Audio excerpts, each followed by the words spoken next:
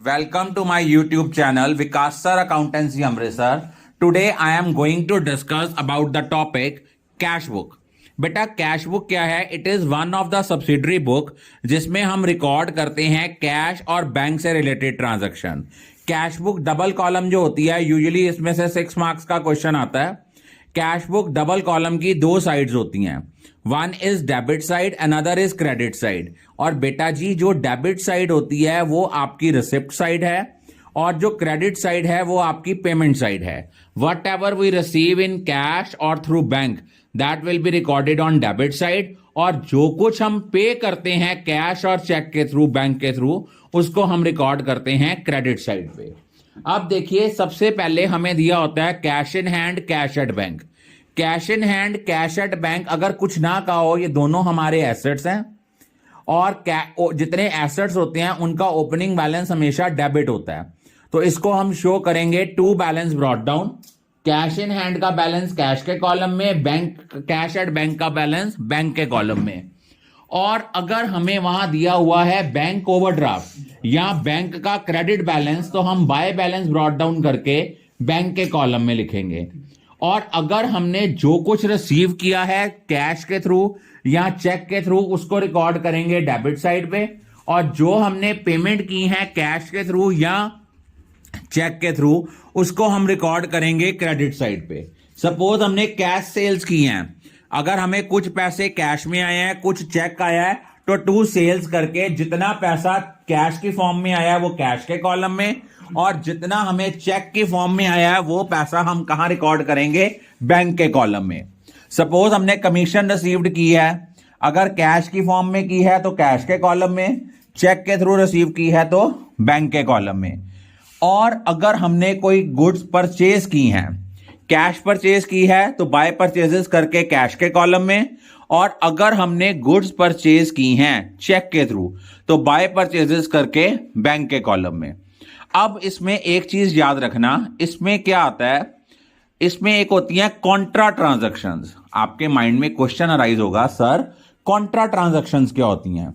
Contra transactions वो transactions होती हैं जिनमें बैंक और कैश दोनों इन्वॉल्व होते हैं, और वो सिर्फ दो ही केसेस में कॉन्ट्रा ट्रांजैक्शन होती हैं. अगर हम बैंक से पैसे विड्रॉ करते हैं या हम बैंक में पैसे डिपॉजिट करते हैं.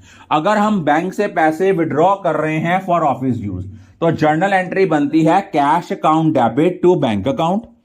कैश के पॉइंट ऑफ व्यू से सोचा जाए तो ये पेमेंट है, तो अगर हम लोग कैश के पॉइंट ऑफ व्यू से सोचा जाए तो सॉरी ये रिसिप्ट है, और बैंक के पॉइंट ऑफ व्यू से सोचा जाए तो ये पेमेंट है. तो हम बाय कैश करके कॉन्ट्रा लिखते हैं, लेकिन लिखते किस कॉलम में है? बैंक में. और इधर टू बैंक लिखते हैं कॉन्ट्रा लिख के कैश के कॉलम में, क्योंकि जब हम बैंक से पैसे विड्रॉ कर रहे हैं तो कैश के अकॉर्डिंगली वो कैश के पॉइंट ऑफ व्यू से वो हमारी रिसिप्ट है, और बैंक के पॉइंट ऑफ व्यू से वो हमारी क्या है? पेमेंट है. और अगर हम बैंक में पैसे डिपॉजिट करते हैं तो कैश के पॉइंट ऑफ व्यू से वो पेमेंट है, बैंक के पॉइंट ऑफ व्यू से वो रिसिप्ट है. एंट्री बनती है bank account debit to cash, by bank करके कॉन्ट्रा लिखेंगे लेजर फोलियो के कॉलम में, कैश के कॉलम में, और टू कैश लिखेंगे कॉन्ट्रा करके बैंक के कॉलम में. और अगर मान लो आपने कोई चेक रिसीव किया और अगर आपने उस चेक को सेम डे बैंक में डिपॉजिट नहीं कराया, तो वो कैश बुक में रिकॉर्ड नहीं होगा. कैश बुक में वो तभी रिकॉर्ड होगा जिस दिन वो पैसे आपने बैंक में डिपॉजिट कराएं, जिस दिन वो चेक आपने बैंक में डिपॉजिट करवाया है.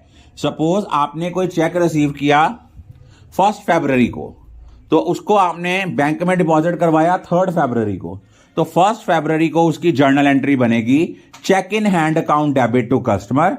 और जिस दिन आप बैंक में डिपॉजिट कराओगे उस दिन एंट्री बनेगी आप लोगों की bank account debit to cheque in hand, to cheque in hand करके बैंक के कॉलम में. दोबारा सुनो, अगर आपने आज कोई चेक रिसीव किया और आपने सेम डे बैंक में डिपॉजिट नहीं कराया, वो कैश बुक में रिकॉर्ड नहीं होगा, वो जर्नल प्रॉपर में आएगा. उसकी एंट्री आएगी cheque in hand account debit to customer.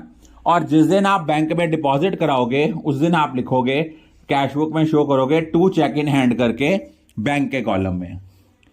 और अगर एक क्वेश्चन बार बार और क्या आता है कि वो कहता है कि आपने अपने पास 1000 रुपीज कैश में रखना है और बाकी सारे पैसे आपने बैंक में डिपॉजिट कर देने हैं।